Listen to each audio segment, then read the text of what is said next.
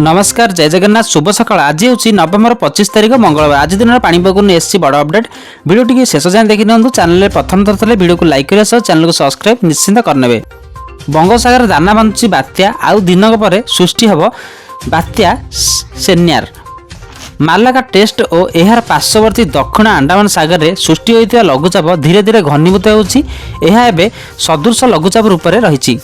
आज अवपातर रूप नेब अधिक घनीभूत हो दिनक पर अर्थात 26 तारिख में सृष्टि हम बात्या। बात्या सृष्टि होगा नहीं आईएमडी आकलन आसी।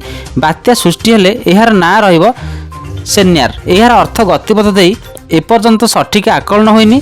26 कि 27 तारिख आड़ को गतिपथ स्पष्ट हो बोली आईएमडी कही। ओडिशा विपद मुक्त अच्छी कि नहीं ताहा स्पष्ट होइनी। तेबे आंध्र प्रदेश रु म्यांमार पर्यंत यार प्रभाव रही पारे। अर्थात आंध्र आरंभ होई ओडिशा पश्चिमबंग बांग्लादेश और म्यांमार केउ आड़े मध्य गति करिपारे संभाव्य बात्या।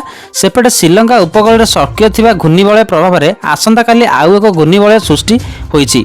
यह केते घनीभूत हम से नहीं स्पष्ट होइनी। अन्यपटे सदृश लघुचाप प्रभाव में दक्षिण थाईलैंड रे भीषण वर्षा होईछि। लगाण वर्षार बन्या स्थिति उपजिछि। संभाव्य बात्या नहीं पाणीपाग विशेषज्ञ एवं विभिन्न घरे पाणीपाग संस्था आकलन करथिबा बेले भारत पाणीपाग विभाग स्पष्ट करनथिला।